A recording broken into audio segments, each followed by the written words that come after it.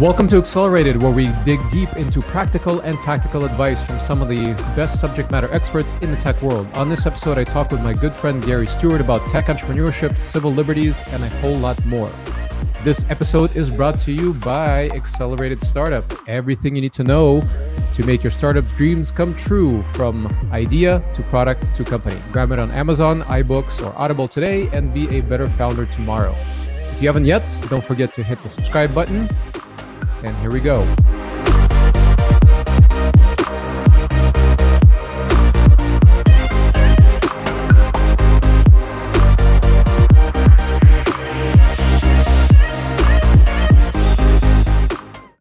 So Gary Stewart is the CEO and co-founder of The Nest, the Masterclass for founders.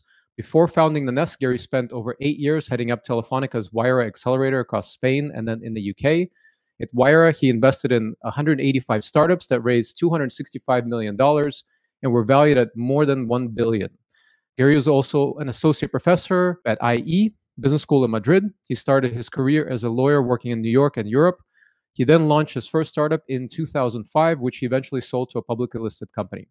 He graduated magna cum laude Phi Beta Kappa from Yale College and was the executive editor of the Yale Law Journal at the Yale Law School, the #1 law school in the world, for those that don't know. He is the governor of the University of East London and has been twice on the power list of the most influential Black people in the UK. Gary is a very good friend. We've known each other for years, and here is our conversation. Gary, welcome to Accelerated. Thanks for having me. So let's dig deep and let's dive right in. You have a fascinating background. You are a very impressive person, one of my most impressive friends, I always like to say. But I think it gives a lot of context for how you grew up. So let's start there. How did you grow up, and tell us a little bit about where you came from? So I was born in Jamaica, born in Jamaica. My parents, I guess in the early 1980s decided that I guess Jamaica was becoming a bit too socialist and communist or whatever, and they kind of thought it was going to be like Cuba. So they took us to New York, grew up in the Bronx, immigrant family, kind of in the hood, as we would say. But eventually, my parents just worked hard. And so they kind of kept progressing that kind of immigrant dream. And they always had this idea that we would have to realize their ambitions for them, and it's I think that kind of created a sense of obligation of meaning for me that I couldn't really disappoint them. And it turned out to go relatively well. I kind of went to a school called the Bronx High School of Science. But what was really interesting is that I didn't go to Bronx Science because my parents knew anything about what Bronx Science is or was. It's kind of one of the top schools, I guess, high schools in the country. You have to take a test to get in. The only reason why I knew about it was because a teacher at a school that my parents were paying for, private schools. You have to imagine Black family in the Bronx, and they're we have a smart son, so we have to pay for him to go to a private school in the Bronx. I'm not sure, but in any case, one of the teachers said, well, you have a really smart son, but he's not really being pushed enough here, and he's trying to be a class clown. So then I took the test of Bronx Science, got in. I think that kind of changed my view, because that was probably the first time I was surrounded by what I'm going to call ambitious white people, in the sense that it was a lot of families from Manhattan. I don't think I had previously known families from Manhattan. Manhattan was this kind of far off romantic place that everyone was rich and white and blonde and had really wonderful lives and maids and stuff. And I was growing up in the Bronx, and I had a very different reality. But because it was a meritocratic school, all I had to do was be a good student. And then eventually I ended up graduating kind of the president of the high school, and I kind of won the New York City debate championship and stuff like that. And then I kind of think that when I got to Yale, there were moments where I didn't quite believe it, and I didn't believe in myself the first semester. And I got 2 Bs, which I thought was kind of, normal. And then one of my professors, Paul Frimmer, so if he's listening out there, Paul Frimmer, who's now teaching at Princeton, said, you're actually kind of smart. You got the highest grade in this seminar, a senior or junior seminar for constitutional law. And he's like, how'd you do it? And I was like, oh, I don't know. And then I was like, so I guess this isn't that hard after all.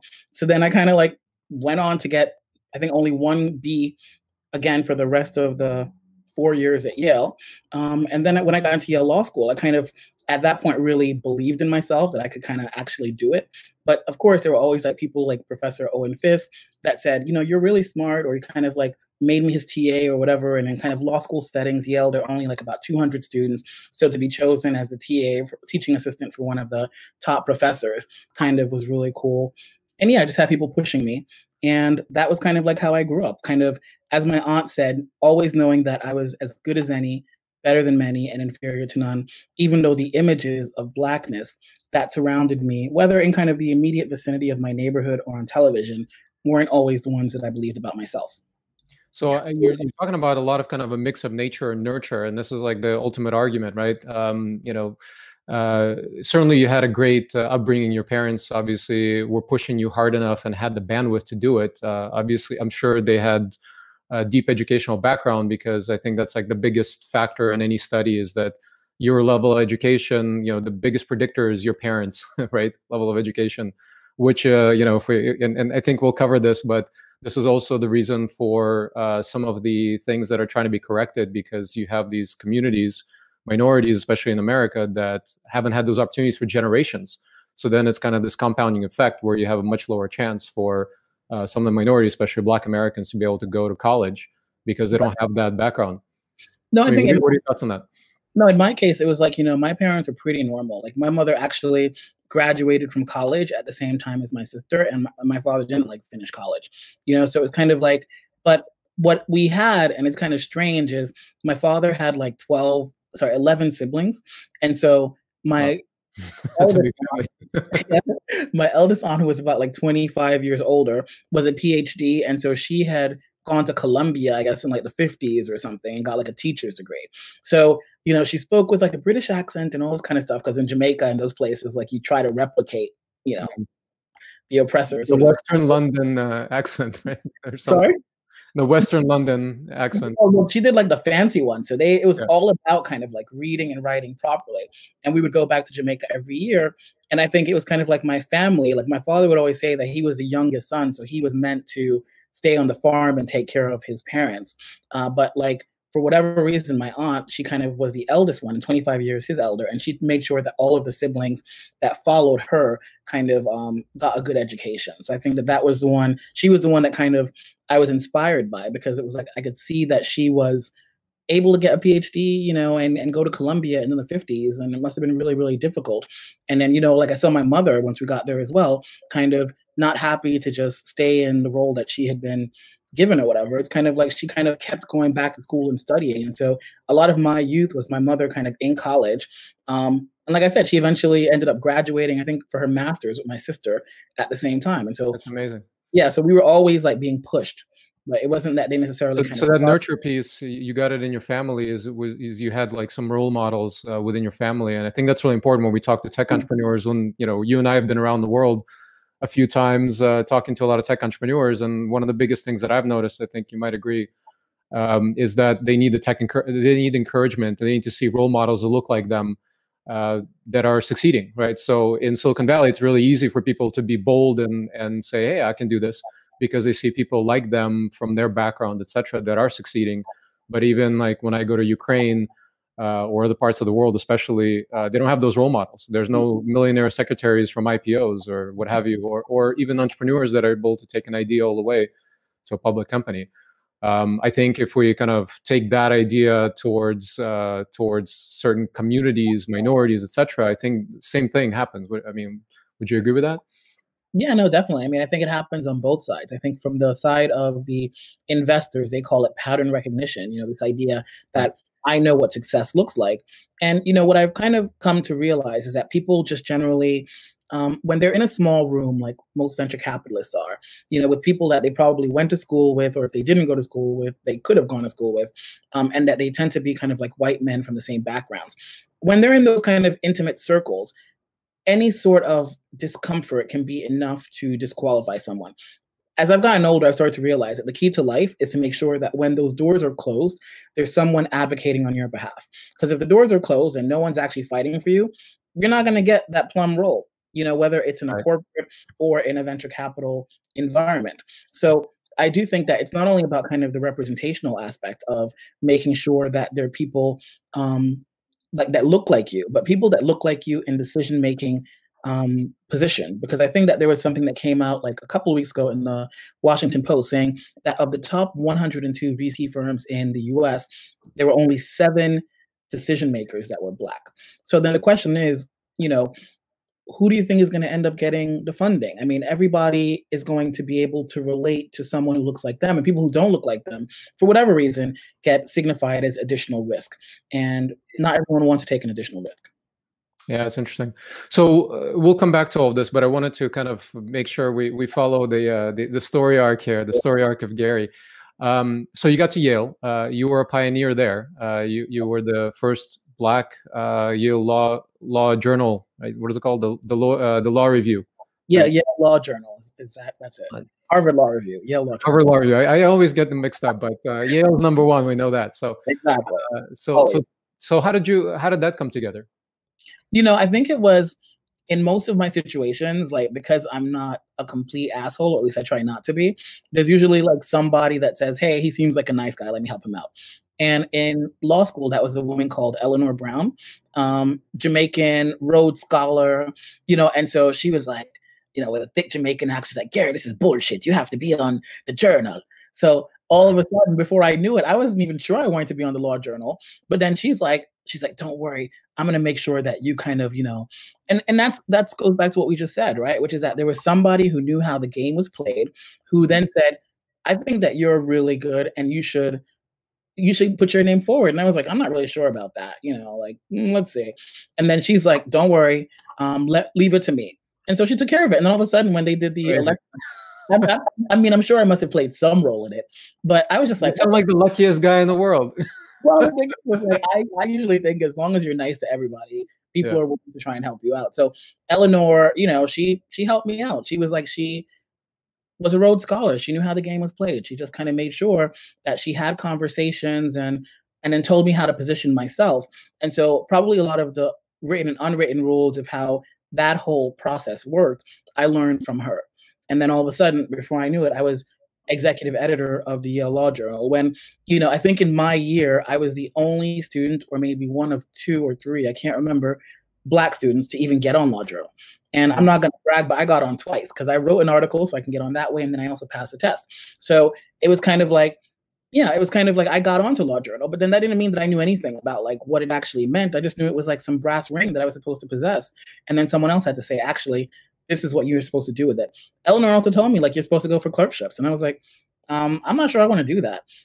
Well, this is how you do it. And these are the professors. And these are the, so all of a sudden, before I knew it, I was like following in Eleanor's footsteps. Like, okay, guess I have to go for a clerkship as well. And then all of a sudden, I was clerking for the DC, the chief judge of the DC Circuit Court of Appeals. So it was like a lot of times it's like someone who, in that case, came before me, who knew the rules, took the time to tell me what the rules are, took the time to fight on my behalf, even when I didn't want to fight on my own behalf. And then all of a sudden, I was like, in a lot of cases, a beneficiary of other people's kindness. So this is like even beyond mentorship, right? Because it's kind of a reluctant mentorship where you didn't even know you're getting mentored. It's somebody just pulling you and making sure that to groom you into this amazing role. Something in you that you may not even fully see in yourself. And then they kind of like say, oh, okay, well, I wonder why he's being so relaxed about this. Like, let me just help him out to realize his potential. And you're like, oh, cool, thank you. So that's why I always feel like as long as I'm nice to people, someone will say, oh, hey, he's not that big of an asshole. Like, let me try and help him out. And then usually it kind of works out, Yeah. So it's kind of like, that's why I believe just be nice to people. #1 piece of advice from Gary: don't be an asshole, and all these opportunities await you. in elite university. So so you went to college with Stacey Abrams. So let's talk about Stacey a little bit. To law school or is it college? To law school. Law school. Yeah. So I mean, you've been a big supporter. I think I first really kind of discovered Stacey through your posts, and you've been a little bit active with her, and she's on the Nest as well, which we'll come back to as well. So tell me a little bit about what was it like to go to school with Stacey, and why you're such a believer, and what you think the world holds. Let's kind of do a time capsule and come back to this in a few years and see if you're all right. So Stacey was kind of like the anti-Gary in a lot of ways, and the anti-Eleanor, like my friend who I just mentioned, in the sense that she got to Yale Law School and she was relatively quiet. So whereas kind of like, in the very first week, I think it must have been, at least in my 40-plus-year-old brain, it feels like it was the first week.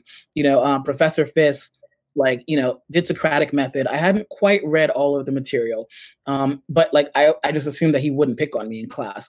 And it was kind of like How to Get Away with Murder, where they're like, Mr. Stewart, so what do you think about this fact pattern? And what would you do here? And I think that I had done debate long enough that I could kind of just reason it through, even though I didn't necessarily know all of the facts. As long as he gave me enough of a tidbit, I could kind of figure it out, right? And so then he was like, very impressive. And this was like when in our first year, kind of when we were having those like mandatory classes.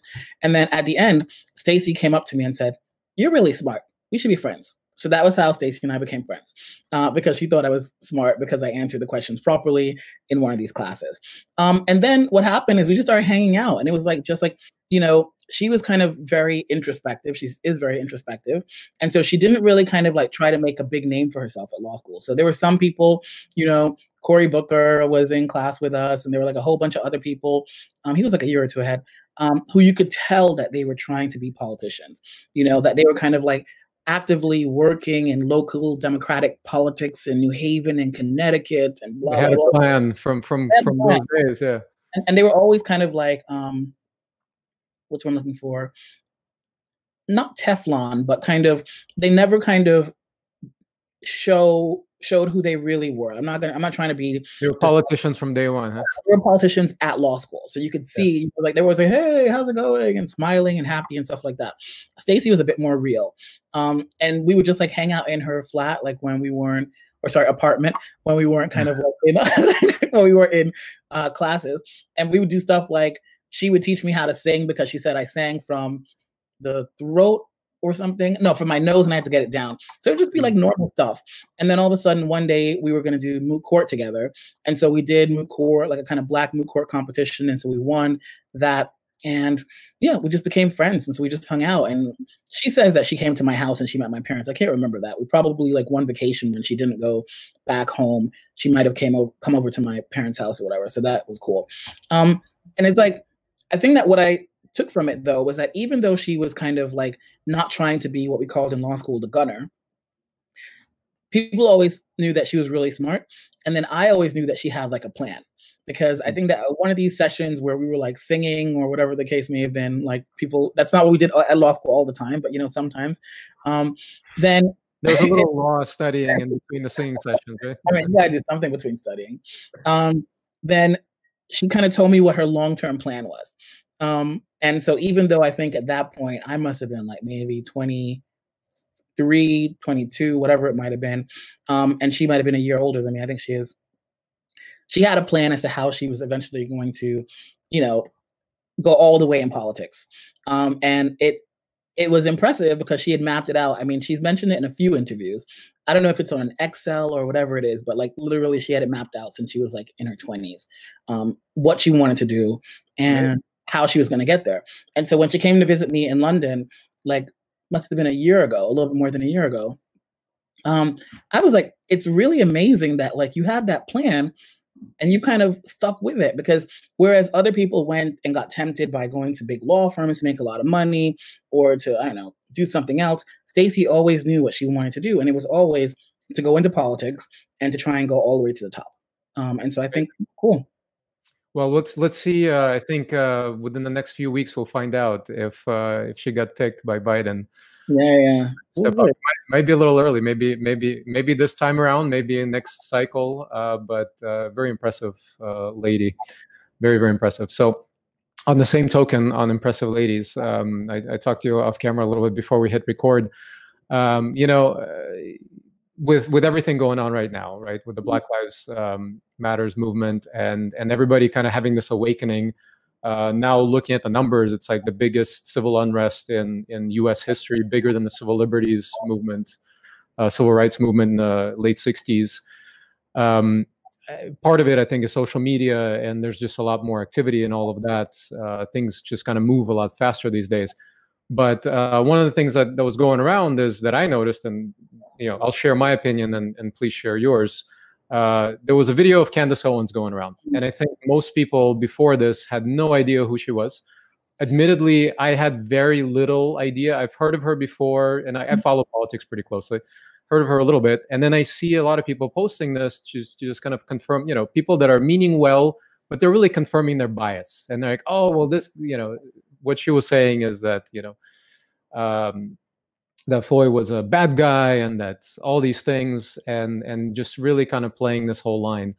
But then I kind of started doing research and digging in a little bit, looking at her previous, on stage appearances with Killer Mike and T.I., this conference from earlier, I think is either late 2019 or early 2020, when we had conferences still. And she's and I did more homework on her, and I realized that she was kind of really unsuccessful. And then she found her little niche, which is the Black person that supports MAGA and Trump and all that bullshit, and really kind of going against her people. And it reminded me, and I wrote about this to my audience a few weeks ago now. It's kind of same thing as like Jews in World War II in Eastern Europe. Some of them pretended not to be Jewish. They were kind of the Shandas, and they're kind of trading their own people for their own interests. In that case, it was not to get shipped off to Auschwitz. But in this case, I see it as kind of a similar betrayal. So I mean, I'm really leading the witness here. Yeah, you didn't. We went down to the same place. But tell me what you think. She is a sellout. The thing is that when I was in college and law school, people always assumed that I would sell out because since I was like, I did well, and there were like a lot of options to kind of go the Black Republican route or whatever, because everyone knew that it would be profitable, right? Because they always want to have like one Black person who contradicts everything that everyone else is saying, to kind of prove that, they're not racist. Right. The token. Okay. The Clarence Thomas, like, I mean, whatever. So, the thing is, I remember at some points, I'm like, damn, like this is going to be really profitable. If you kind of just are willing to sell out everybody else for yourself, you become, what was it in Django Unchained? Like that Samuel Jackson character. Mm-hmm. There was one kind of like, he was like more slave master than the slave masters. You know what I mean? And it's profitable because you end up getting like all of Massa loves you. Right. And Massa gives you the benefit, and maybe Massa don't beat you that much. I see Candace Owens in that same light. I think that like someone sent me the video, and I don't think I watched all of it, but I was like, logically, it doesn't even make sense because she starts talking about like how we as a Black community need to actually not make heroes out of people like George Floyd. And I'm like, okay, well, maybe there's an interesting argument. I'm not sure that we're trying to make heroes out of him. We're just saying that the incident of police brutality and the way he died was particularly inhumane, and that like this is something that's more endemic to the Black community more generally, regardless of whether or not you are a criminal or you're Gary Stewart, right? The reason that I identify with George Floyd is not because I'm a criminal and I'm going around doing counterfeit $20 bills or whatever the case may be. It's because I think, by the way, they even proved that it wasn't even counterfeit. Even if it were, regardless, yeah. But the point is that the cop can't tell the difference, and the cop doesn't care. And that same white lady the weekend or the week before, what's her name? I can't remember her name anymore. Good thing that we forgot it. The one in Central Park. Amy Cooper. Yeah. All she sees is a Black man, and she knows that she's going to call the cops, and she knows that she's going to be believed. It doesn't make a difference that he went to Harvard or that he was gay or that he likes watching birds or whatever. He's a Black man. So the point of it all is that like, the first fallacy of the argument is that somehow you're only prosecuted or persecuted if you are a poor Black man or if you are somehow engaged in even minor criminal activity. If that were the case, I think the Black community would respond differently. The point is that that's not always the case. There's simply too many incidents of people, there are incidents of people sleeping at Yale and having the cops called on them, because people think that they didn't belong there. So I think that was the first thing. I'm just like, you're a freaking sellout because you know that that's not the case. And if your brother or whatever is walking down the street and the cop doesn't know him from Adam, like there's a likelihood or possibility at least that he's going to be kind of treated erroneously or egregiously. So that's the first thing. And then later on, she kind of goes to say that we shouldn't vilify it. But then she starts talking about like the incident of kind of Black crime and how white people should be, afraid of Black people. And I'm like, really, what are you trying to get at? So like, you're saying that you're justifying kind of white people saying that like this is self-defense. So I kind of thought at the end of the day, what she wanted is what she got. Tens or hundreds of millions of views. I don't know what it got at the end of the day, so that she will get a lot of money as being the person to kind of speak truth about Blackness. I'm not in any way identified with people who are criminals. I don't hang out with criminals. I don't want to be a criminal. Doesn't mean I can't understand that, like, a black man getting shot, whether he's jogging in Georgia or whatever he was doing in the George Floyd case, like, that happens way too often for us to think that these are about the individuals involved as opposed to the color of the person's skin and what that then signifies to the people who are pulling the guns on them. And I think that that's the reason why she's disgusting. Well, I mean, there's also this concept of, and I've noticed it more and more as I'm thinking about it out there, is kind of the difference between anecdotal thinking and statistical thinking. And you have people making these kind of fallacious arguments, trying to defend their bias with kind of anecdotes, right? And it starts at the top with Captain Orange Underpants. That brings up these, and this is like an old politician trick, is they'll go and pick on, like, they'll made up like Susie or whatever Bobby, and they'll tell the story because people can identify it as it's an effective vehicle, right, to get a point across, but it's an anecdote and it has nothing to do with statistics. Same thing we're seeing now with COVID, and people going out and say, oh, well, I don't know anybody that was sick with it. That means that everything's okay, when statistically, you have tens of millions of people sick and hundreds of thousands dead, but they refuse to get it through their head. It's pretty crazy. There's one thing I'll say about it, though, because I mean, I'm not always sure that I'm supposed to say this, but I do think that we do need to address the fact of why white people in particular might be afraid of black people.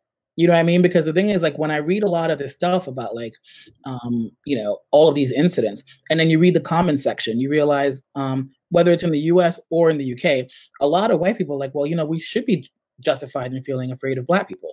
I actually feel like it's a conversation that we should probably just have openly, and kind of discuss about, well, okay, it is true that statistically speaking, there is a kind of over-representation, but even Donald Trump is talking about the criminalization of black people and how that might have destroyed communities, the difference between the way that the country dealt with the opioid crisis versus the way that the country dealt with the crack crisis. If you had criminalized every person who overdosed, or not overdosed, but kind of like took opioids or whatever, that might have led to kind of a destruction of communities that might then lead to kind of increased criminality. So I don't have any problem with having the kind of intellectual conversation, but let's have the intellectual conversation. Maybe because I did debate for so long, I'm like, I'm okay to take the argument that you think is your winning argument, that black people commit more crimes, and then figure out, okay, so what should that mean from a policy point of view? Or does that justify a cop shooting a black person? Probably not. But let's get to the argument, figure it out. What I don't like about what she did is that she's trying to profit from it personally at the cost of an entire community to which she belongs. Right. Yeah, I mean, but there is a small group, to be fair. There's a small group, I'd say a smaller percentage of black people that consider themselves conservative and do kind of go towards that direction. I mean, I have my opinions. What am I? I'm just an Eastern European white guy. So my opinion only goes so far in this topic. But I think it's also a marketing issue, right? It's like, back after Civil War, black people were branded as kind of this criminal element. There was like a big effort for decades that went into creating this image of criminality and kind of this law enforcement. And even if you look back at the history of, the police force in the US, it actually came from chasing down slaves that ran away, right? That was like the original police force in America. It's pretty crazy, like how this loop gets us to today. And it's really sad that people kind of make these snap decisions, these like all lives matter bullshit, people that don't really understand why all this is happening and how we got here, and kind of the statistical reasoning behind, like, let's say, yes, in lower income communities, criminality is higher, but that is because people don't really have a choice or don't have as many choices. They don't have the right support, the right mentorship to set them in the right direction. And they make bad choices, and it kind of leads to, the statistics we see. It doesn't, it's not like a nature thing. It's not like a DNA level thing at all. It's crazy. Or people commit more crimes, I would assume, in the majority of countries in the world. Like you said, I'm sure if we went to Ukraine and we looked at kind of like statistics of criminality, I don't know, I could be making this up. I'm assuming that there would be some sort of link between poverty and criminality. And I'm not necessarily saying that, so it's not like a racial issue, but then that's what I'm saying. Like, let's go to the underlying causes and have that discussion. Let's not just do the kind of facile, sellout thing and then basically try and say it's because black people are criminals. Yeah. So let's zoom out for a second. I mean, you spend most of your professional career now in Europe, Yep. and you know, let's talk a little bit about difference, and we can kind of tie in from this. Like, what are you seeing? You know, you very well know the treatment of Black people in America, in professional world. Do you see differences in Europe in how that works? Yeah, no, I did say like I would say what I think, so let's go with that. I think that the main difference is um, in the U.S., Black people are more persecuted, but they're also more willing to agitate, more willing to fight. I think that like because that's the only way that we've ever gotten anything. You know what I mean? So we don't really Yeah. have any choice. And at the same time, like, I was saying to someone today, when you were coming over on that ship, no one cared if you came from Nigeria or Cote d'Ivoire or whatever. If the ship was too heavy, they threw you overboard and you would just die or whatever and be fed to the sharks. And that wasn't kind of like an ethnic thing. So once you got to like the US, maybe people spoke different languages, but eventually they realized that they were just kind of one and create like these strange languages that were kind of mixes of their original languages and what they heard and understood to be English. I think in Europe it's different, which is that like people never had that sense of like common identity or common struggle. So they tend to be, in some senses, less discriminated against overtly. They've never had that kind of, I think, history of overt discrimination, but it's kind of more embedded in the system to a certain extent. And they just seem to accept it. So like a lot of like the Brits that I see here, the Black Brits, I don't really see them agitating for social change to the same extent that you would see in the US. I think that they kind of somehow think in a lot of cases that's a US problem, even though the other day a study came out, and I think it was The Guardian, saying that 50% of all Blacks in Britain are in poverty. Right. I don't know what the numbers are in the US, but I can't imagine it's much worse than that. So the point is that even though they're having very similar life situations, like somehow or another, people have been able to kind of explain that away. And you haven't had that same sense of like movement or social justice until very recently, from what I can see in the UK, of people saying, let's fight this. Like, this is actually Yeah. crazy. And we need to band together, not as Ghanaians or Nigerians or Jamaicans, but as Black people. It's like here you still really get the sense of like, because their history is more kind of colonial. So they kind of still really identify with the kind of colonial or the kind of country that they were born in. So I'm Nigerian and British.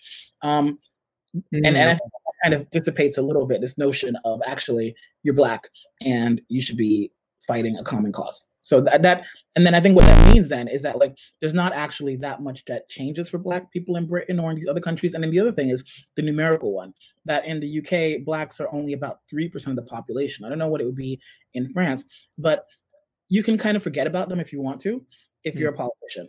Whereas increasingly, the only reason why anyone is thinking seriously about a Black female vice president is because Black women are the base of the Democratic Party and Blacks are a sizable enough voting bloc that people say, okay, well, we have to kind of take them seriously.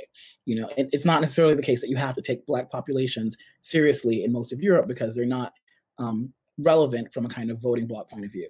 And they haven't even been, with the small numbers that they do have, united.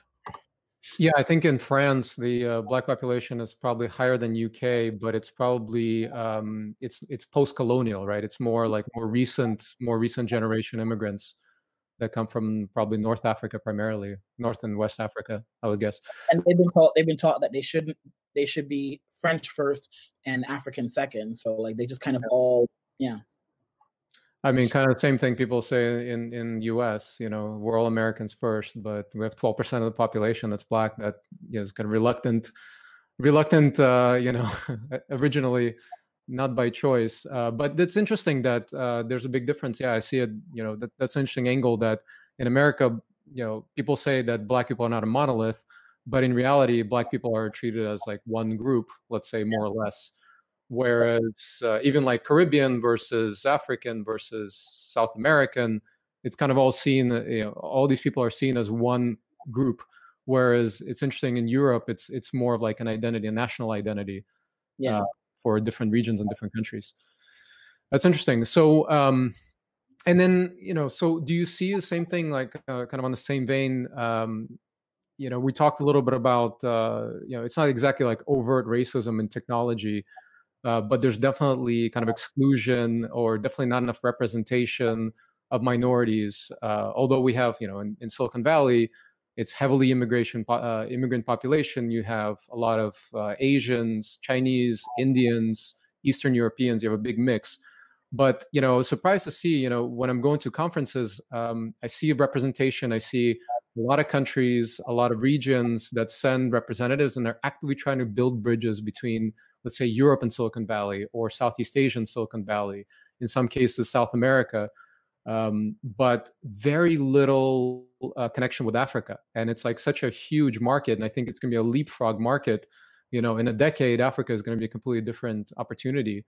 If we just look pure business, what are you seeing kind of, is there same, would you say it's more same or more different in Europe in the tech scene?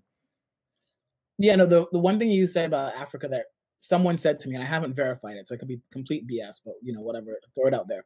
He was saying that in South Africa or Africa, I can't remember which one, whites are 0.0006% of the population, but they receive more than 50% of the funding, even in Africa, right? So I'll just leave that. The whole continent, because I think population South Africa is probably more than average white. Maybe, but there's still kind of a minority there as well. But the point is that there's still, and I saw this when I was in South Africa, which is that, you go around, especially like in Cape Town and maybe even in Johannesburg, the entrepreneurs that you meet are all white. And I remember asking, like, isn't this a black country? Where are the black entrepreneurs? And they just, they don't, it goes back to what we were saying before. They just come from different socioeconomic backgrounds. They have different sort of necessities. The startups that they're coming up with are very different. And they don't necessarily have people who are championing, giving them opportunities. But that was just one thing I thought. In terms of Europe, what I would say is that for me, being black was always like kind of super cool, because the thing is, like, for a lot of people, I think I was like the first black person that they ever spoke to, not necessarily in the UK, not so much in the UK, but definitely in places like Spain. I must have been kind of like the only, Spanish people don't talk to black people, you know what I mean? So it was kind of, in a lot of cases, you just saw like people discovering for the first time, like, what a black person was, right? And they would have to, you're saying some kind of like exotic novelty. Yeah, definitely. But, kind of, it wasn't all bad, because then it just means that, like, you become memorable. So I remember I would go to conferences and people come up to me and they're like, hey, Gary. I'm like, who the hell are you? You know what I mean? That's kind of a superpower.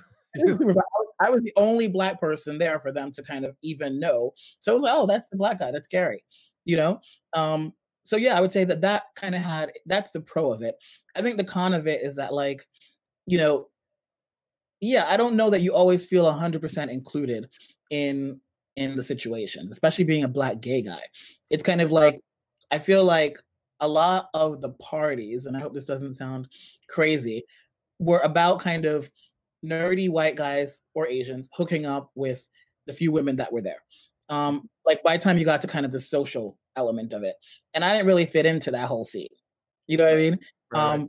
So I feel like there were definitely moments where it felt kind of like, okay, you're at the wrong party.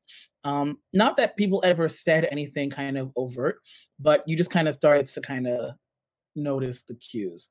And I think that on top of it, I don't think that, people ever actually thought about the fact that because you were black or even gay, like even for like a white gay guy, that these are differences that matter to people, or that it can lead to them feeling excluded. Mm-hmm. And I think that probably that needs to change, right? Because the thing is, I would go to so many conferences where we were talking about white women and diversity, and I'd be like, are we going to talk about other forms of diversity too? Like, I mean, you can choose one in my case. And it was like, they weren't interested in talking about that. They were only interested in talking about their daughters and their wives. That's the way I look at kind of like the gender issue. I was reading this one study and it was talking about the daughter effect, which is that if a VC has a daughter, he's more likely to want to invest in female entrepreneurs or to have female partners or something like that. So they call it literally the daughter effect. No one has the black effect. You know what I mean? The Cheney effect, right? All of a sudden he started caring about gay rights when his daughter was a Dick Cheney. Dick Cheney. Yeah, his daughter is gay, and all of a sudden he started caring about that, even though he's like the most conservative guy you can imagine. And that's a difference, right? Like a lot of other groups, it's kind of like women, have daddy who's in power has a daughter. So even Trump promotes Ivanka more than anybody else. So Right. daddy has like a daughter, or a wife, but it's usually the daughter that's going to be the one that he wants to actually use as a model for the future, not the wife.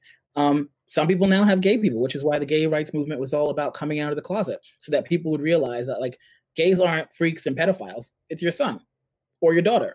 You know what I mean? So then all of a sudden that changes the thing. Oh my God, like, you know, my cousin is gay, the one I grew up with. Oh, they can't be that bad because I know, you know, but no one has a black person in the family that just suddenly comes out, you know? So it's kind of, I think that's why there's kind of. I was going to ask you about this. You are a minority within a minority, right? Yeah. Which is, and I, you know, your family is somewhat religious as well, and I think, you know, it's very well known in Black community. There's no such thing as gay rights, and it's you know, very on average more religious community than everybody else, right? Yeah. And I think there's a big conflict there. I mean, you have a great relationship with your family. I talk for hours on that, but I was more interested in kind of to touch on, you know, something more in the news right now. Your partner is Russian born, right? And obviously that's a completely different world as far as gay rights. There's no gay rights. There's like this new movie about Eurovision that came out on Netflix. Yeah, there's this character. He's like the main, you know, one of the main characters. The big singer is Russian, and he's like, no, I'm not gay. There's no gay people in Russia. So pretty entertaining. But in light of kind of what's happening there, and you guys have gone together. I think you spent some time with his family there, and you've been there more recently than I have. Kind of what's your reaction like? What was it like to be there? So we met at a gay club, one called Central Station, and I went there and I was just like, whoa, this is like a really, really gay club. You know what I mean? Like there's some, like, you go to London and it's not like super gay. It's kind of like British gay, but like in it's like posh, right? Yeah. Well, you know, people are just kind of more reserved. I mean, they might be drunk, but they're not like, you know, like I'm gonna call it, like in Russia they were like slutty gay. Let's call it that. And so it's kind of yeah, it was like just out there in your face. It wasn't like, you know, in some cultures, like I said, like where it's like a polo and some jeans. It was kind of like the normal, like the tank tops and the whatever, Beyonce and Britney Spears and Christina Aguilera kind of music. And I was like, I was not expecting this in Russia. And then we met and kind of, it was cool. But then I think 3 years later, like some kids got beat up outside of Central Station, and I think now it's closed, right? So it's kind of tells a story, I think, about like Russia for me, which is that on the one hand, obviously there are pockets of gay people, and they're kind of the same as gay people anywhere. You would find them in San Francisco or whatever, except, you know, I think they're better looking in Russia. No, I'm not kidding. But the other side though is that 3 years later, those clubs are closed, and there were incidents where people were getting beaten up because they were gay, and you would have like these kind of thugs just waiting outside the gay clubs to beat them up. And I'm not sure that the police ever really investigated any of these issues. It's like back to the 60s in the US. And I think that that's the unfortunate thing. I mean, I think that, yeah, I don't think that a gay person should want to hang out in Russia. Yeah, it's unfortunate. I mean, but it's the same. It's all in the same vein. It's like people are, you know, they're scared of, or for some reason hate people that are different than them. It's just strange. For us, you know, people that have been around the world many times and realize that everybody is the same, just looks a little bit different, has a slightly different accent, but we're all the same. It's kind of crazy. So speaking of the same and different, you know, European startup culture, we'll kind of try to wind it back a little bit to tech. So European startup culture is kind of, you know, it's growing on the one hand. It's made leaps and bounds in the last 10 years. But one of the key elements of creating a great startup ecosystem is this like idea of being okay with failure, meaning that a startup is seen much more of as an experiment than a small version of a big business, where there's nothing wrong with an experiment failing, right? It's more of a scientific method. I know you had some experiences back when you were a founder between the time you practiced law. Actually, it would be interesting to kind of wind back and you know, you were kind of an elite lawyer, and then you decided, forget all this. I'm going to quit. I want misery. I want pain. I want to start a startup. So let's talk about a little bit about that journey and kind of, you know, what you've learned and the difference in kind of business cultures too. Yeah, and I think at that point I was like delusional, right? Because the thing is that like usually whenever I tried something, I could like not expect to be good at it, but then eventually I could figure it out and it would turn out more or less okay. And for some reason I thought like entrepreneurship, which wasn't even really called entrepreneurship at that point, at least not that often in Europe, would work out the same way. It's like you just have to figure out the rules and then you can crack it. All of this kind of uncertainty and stuff that would come out like, you know, later with the lean startup movement and the way startups were defined, that wasn't really kind of the version that I kind of experienced or well, it is a version I experienced, but not what I expected. So I think that was the thing for me. And I think that what I learned in Spain, and this is kind of what I wrote about in that Forbes article, is that the legal culture shapes a lot kind of like the normative structure of a society. So if the law basically says we think that big companies like Telefonica are using stock options in a bad way, therefore we're going to penalize stock options, and we're going to penalize anyone that says that he or she is creating a small business because we think that it's basically a form of tax evasion. I felt like a lot of the laws in Spain were all assuming that people who created businesses or people that kind of gave stock options were essentially trying to kind of create tax avoidance vehicles. Then we're going to penalize them and we're going to make it really, really difficult. The system wasn't created for startups. It was created to kind of prevent really wealthy people from, you know, from doing whatever they were doing. And so that meant that when I created a startup, I didn't realize all of that. I thought like, oh, okay, well, I'm creating like a limited liability company or, you know, whatever the equivalent would be. There was no limited liability because the laws had been set up to make sure that if you started a company and for whatever reason it failed, you would have to pay the money back personally for as long as it took you to pay it back. And I didn't quite understand that when I set up a company in Spain, which means I probably would not set up a company in Spain ever again. I know that they've been trying to change the laws, but I haven't kind of kept enough on top of it to know if they've actually changed it like substantially enough for that to be the case. And then people in Spain would tell me, oh no, you know, but there are ways to do it. Put the company in the name of your kids and stuff like that. And I'm like, that's a really great gift for them to have if I ever have. UK limited and be done with it, right? So, you know, I think that was the lesson there. I think the other main lesson that I've learned kind of more recently, though, is, you know, when I finally went to Silicon Valley and I saw kind of what it was like. And I was like, you know what, the real difference between Silicon Valley and Europe is that in Silicon Valley, you have people that created funds because they were successful entrepreneurs and they kind of felt like they could, you know, game the system, that they knew how it worked and they could kind of actually make money by investing in these companies, especially by doing it with their friends. I think that in Europe, you just have to remember that that's not the way the system or the ecosystems evolved. These are basically top-down ecosystems where you have governments, which are bureaucratic and inefficient, deciding that they're going to use some taxpayer money to entrust usually some of their friends who went to the same schools or to worked in the right places. So like usually banks or McKinsey or whatever the case may be, and that we're going to entrust them with public money to invest in startups.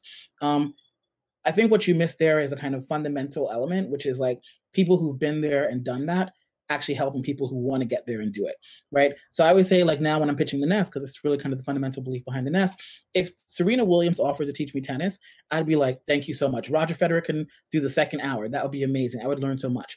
If someone who said, I watched Wimbledon and now I'm going to teach you tennis, came to offer me a free course, I would say, thank you very much. I can watch Wimbledon too.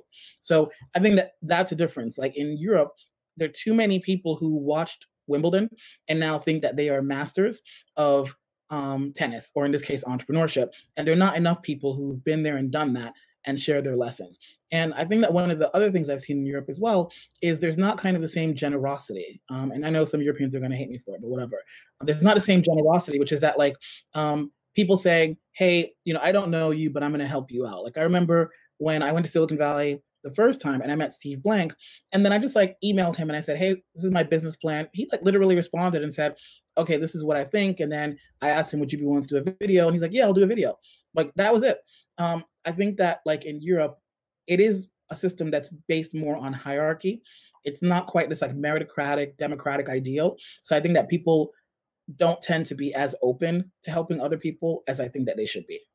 Yeah, like pitching at the Palace. I thought that was always a little silly. Well, I loved it because it kind of opened a lot of doors for me. And, you know, I'm not going to get into that, though, especially with the news these days. So I think we could talk for hours, but we want to, you know, we'll probably I'll want to do a follow-up with you and we'll cover some additional topics. But let's talk a little bit about the nest. So after over 8 years at Wayra, where you invested in a bunch of companies, built a great corporate accelerator, found some great successes, you decided to dive back in to the founder side yourself, and you're giving back. So what led you to this idea? What motivated you to do that? It's a big risk. Yeah, no, there are a couple of things, or a few things. One is that I think that after working at a large corporate for a lot of years, I realized that, like, going back to what I said, if I didn't have someone in the boardroom that was going to be defending me, my upward trajectory was going to be relatively limited, right? And particularly if I weren't working in the kind of headquarters, then that was going to be even more so the case, right? Like if I had stayed in Spain, that would have been one situation, but then moving to the UK, so you're working out of like a kind of branch office, so to speak, and you don't necessarily have access to the decision makers in Spain anymore. That I think that was the biggest lesson for me, which is that like that actually does matter, right? And it's not just based on how good you are or whatever. You do need someone who's actively advocating on your behalf to the final decision makers if you're going to progress your career in a corporate. So that was the reality. And then the second thing is I'd been there for 8 years and I hadn't really kind of progressed ever beyond the same sort of general role or title. And I just knew that I'm too young to retire. So I could kind of like say, okay, well, I'm going to find fulfillment in the rest of my life. But if I'm not finding it 100% at work, then I'm kind of wasting my time. And so that was kind of what led me to, and then when people said to me, okay, so what would you actually want to focus on? Then I'm like, okay, so what's a problem that I actually believe is the big problem? And it's the one I just told you. I think that like too much money is being spent on accelerators and incubators because essentially venture capital was created based on exclusion. It's about finding unicorns. And usually the unicorns are white. So, and the numbers kind of reflect that. It's a group of kind of white men usually sitting in a room trying to identify the one out of 1,000 companies or whatever the number would be that's actually going to be amazing. And they're not usually going to believe that a Black-led company or a female-led company is going to be that 1 in a million company, whatever the statistical number should be, right? So I was kind of like, so then let's invert the model. If we invert the model, what that would mean is that like I'm really focusing on the 95% that they reject, right? Like if you're an accelerator, and if I believe that actually there is enough within that group of talent, they just need to be kind of cultivated in some sense, being taught the kind of written and unwritten rules the same way that Eleanor taught me the written and unwritten rules so that I could kind of get onto the law journal. Then maybe they can become like I did, get onto the law journal, whatever the case may be. And I don't necessarily need them all to become unicorns. I just need them all to be more successful than they otherwise would have been. And that's enough, right? Because my play is now a mass market play. It's not like an outlier play. So that's kind of what the Nest is doing. And it really fundamentally says that, like, why would you spend all of that time and money on cohorts of 10 companies if you could probably spend less money and actually help tens of thousands, if not hundreds of thousands of companies, just by actually accessing what is really the secret sauce, which is people who have been there and done that, explaining how they did it so that I can get there too. If you don't have that, doesn't make a difference how much you spend in fancy buildings in Europe or in Africa or the Middle East, it's never going to happen unless it's just purely serendipity. Yeah, I mean, there's regional plays where you can copy paste an e-commerce model or something that's not accessible or it's not available in that market yet that works somewhere else. But certainly, kind of the big global plays don't come about by accident. So, what's the ultimate business model? Can you describe a little bit about how the Nest works? Yeah, no. So it's essentially just like Masterclass. We kind of focus on a subscription model. So users would pay us originally initially $4.99 a month.